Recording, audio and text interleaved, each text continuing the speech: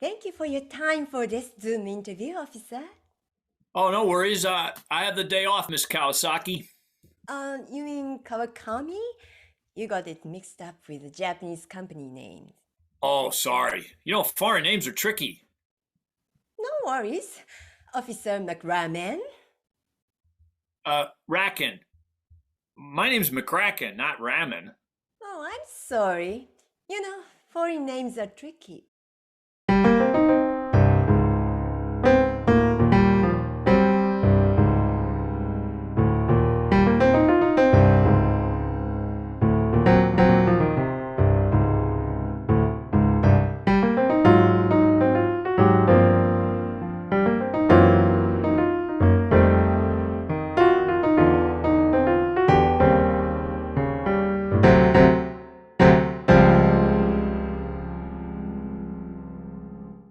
Ha, ha, yeah, you got even.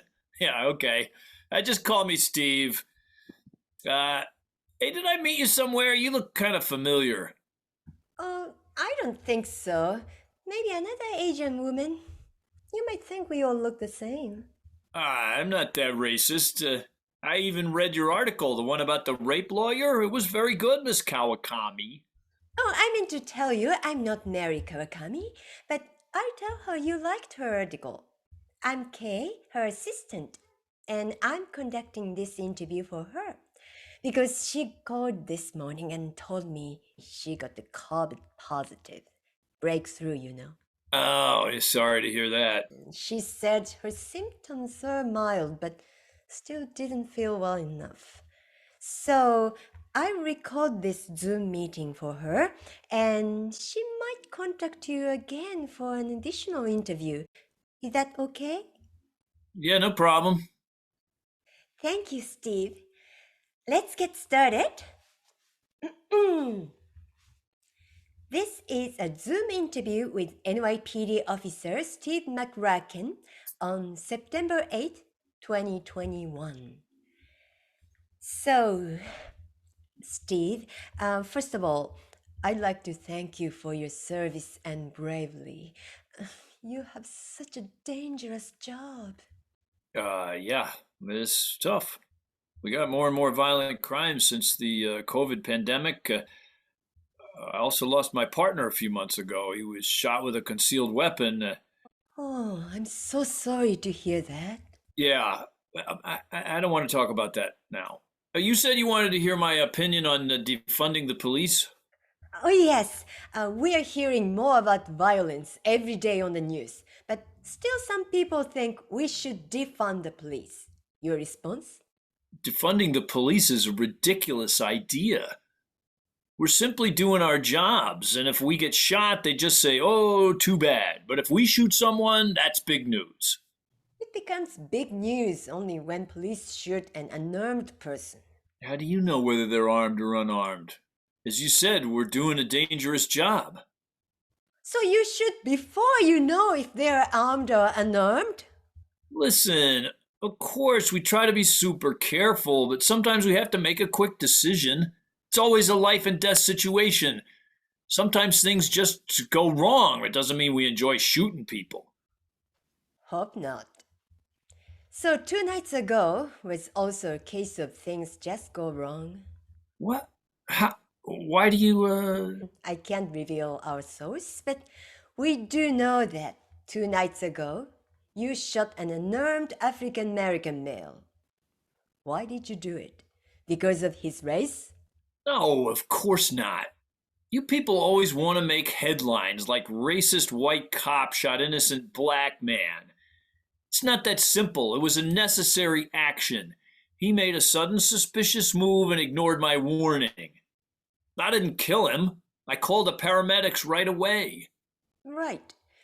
You handled the situation well, and also no charges were filed. Listen, miss, you might have your agenda, but why should I talk to you? I already told you my opinion about defunding the police issue. Any further comment? I have no comment about anything else. That's fine, Steve, but I have to warn you. Your no comment gives our readers the impression that you are as guilty as hell. You have a right to remain silent. But you know, Miranda rights are not for the innocent. You've read Mary's article, so you can imagine how she could tear you down.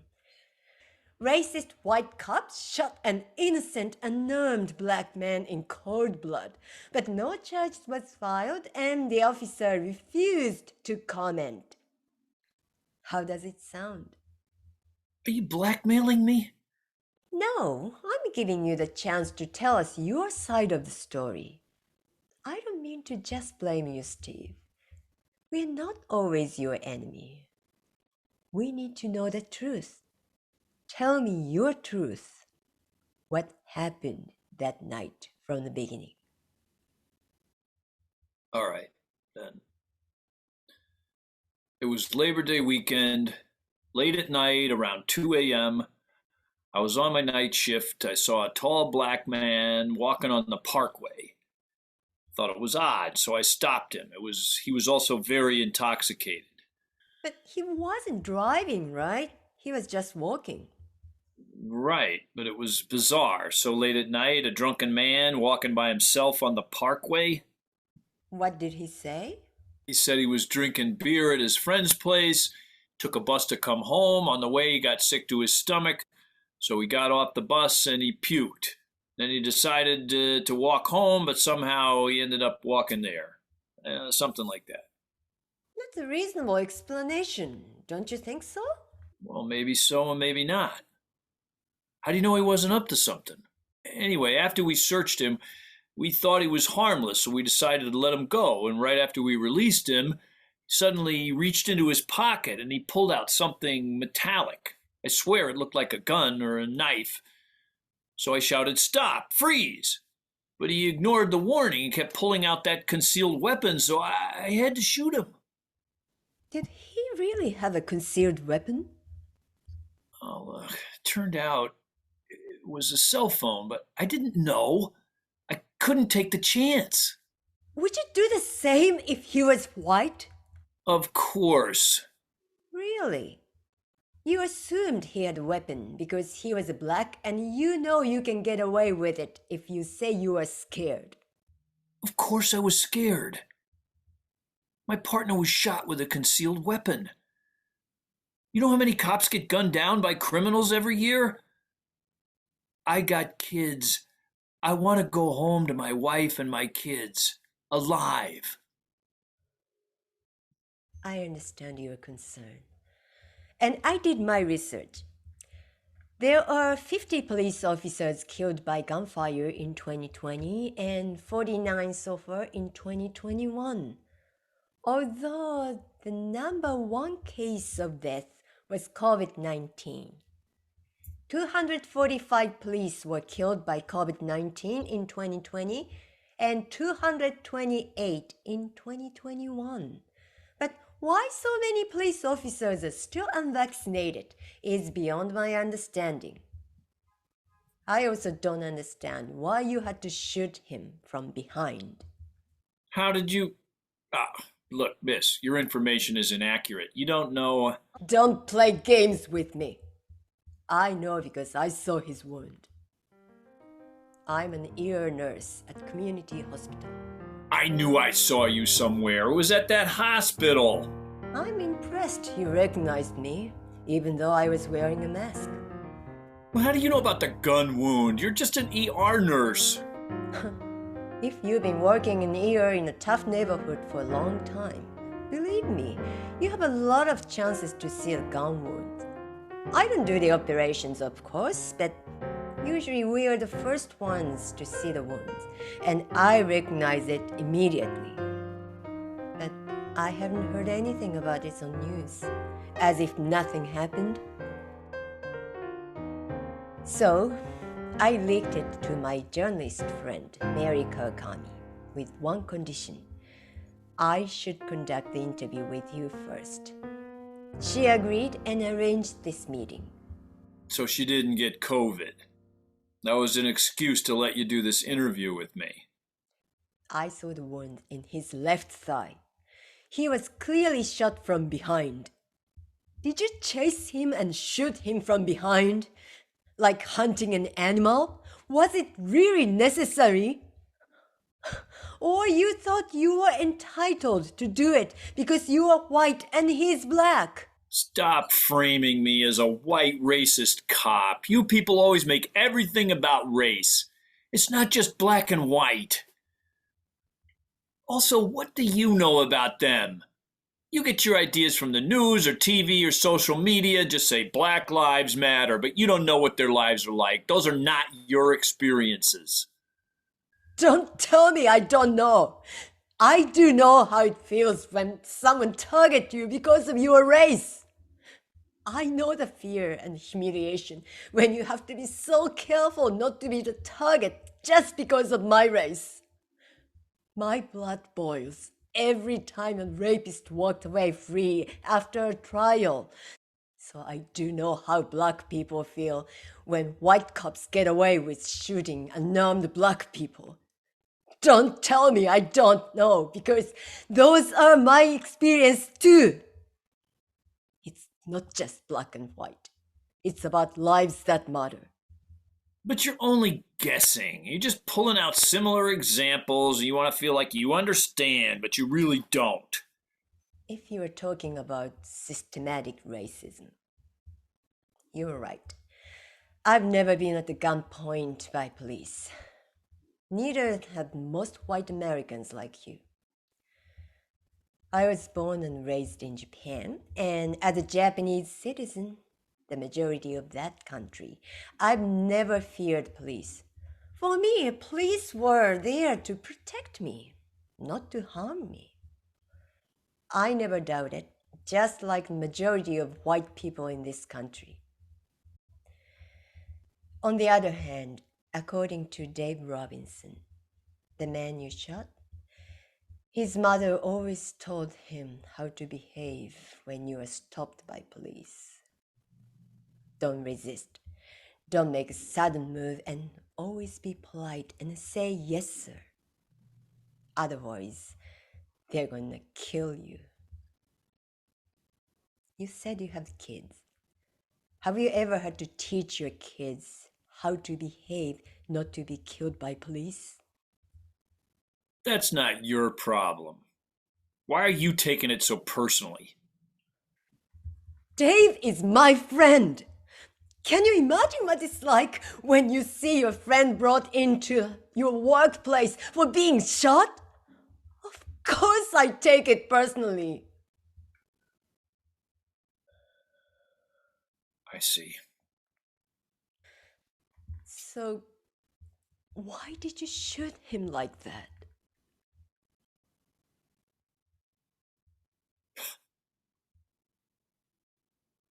I didn't check his front. Excuse me?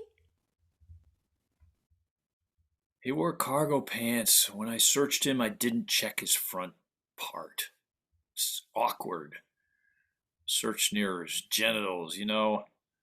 Some guys intentionally grab them to humiliate a guy. I don't do that. He seemed a decent man. I didn't check his front.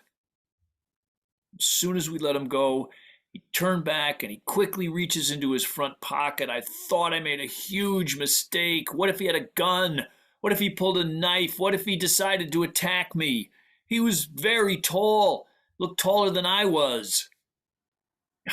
I really should have searched him thoroughly. I should have made sure he didn't have a weapon in his front pocket. I yelled, "Stop!" But he didn't stop. He kept pulling something from his front pocket. But he wasn't facing you, right? He turned and his back was to you. Why did you have to shoot him? It would have been too late if I waited until he faced me. That's how Bill was shot. Bill, your partner. I was there. I was supposed to be backing him up. We both thought the guy was just walking away. I hadn't even noticed he was pulling his weapon. When I noticed that, it was too late. Suddenly he turned to us and Bill was shot in the chest. I mean, my other buddy got him right away, but I couldn't. Couldn't move. So you thought Dave would do the same? All I could think of was I have to get him before he turns to me. Otherwise, it would be too late. The guy who shot Bill was also black. But it doesn't mean every black man is... Of course not. I know that. Not every black man is hateful and treacherous. I know that, but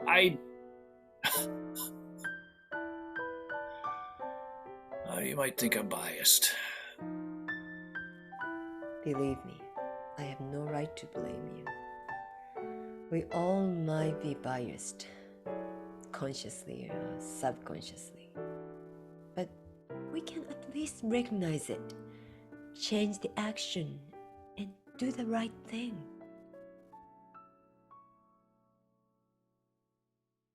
Steve, as a medical professional, I recommend you to look into PTSD treatment. Yeah, I don't think so. Don't underestimate trauma. Believe me, it might control you again. Maybe you're right.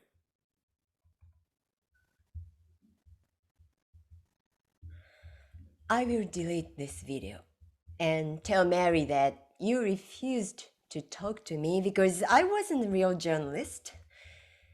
Mary might contact you again, but you don't have to talk to her if you don't want to.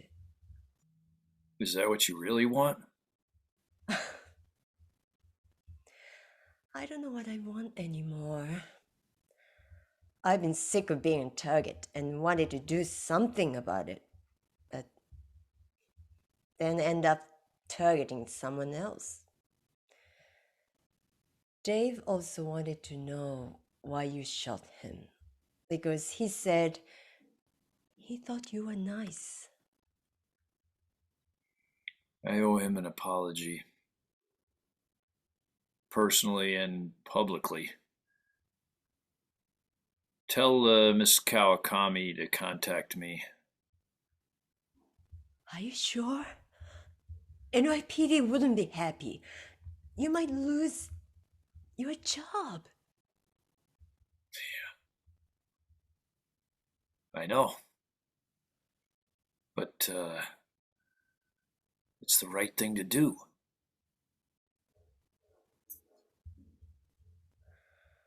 If you want to see Dave, you better do it tonight. He will be discharged tomorrow morning. Oh, he can walk already? No, not yet, but he can't afford to stay longer in the hospital. His insurance is not as good as yours.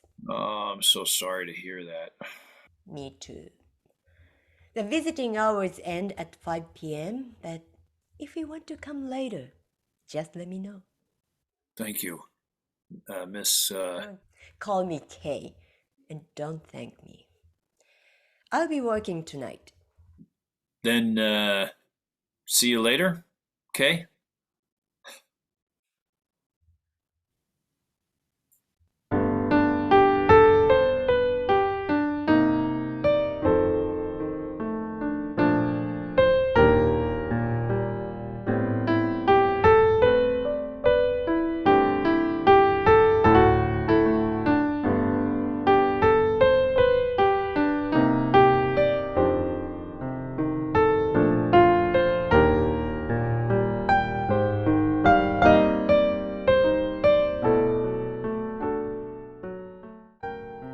Hey Dave, it's me, Kay. Listen, you might have a visitor tonight.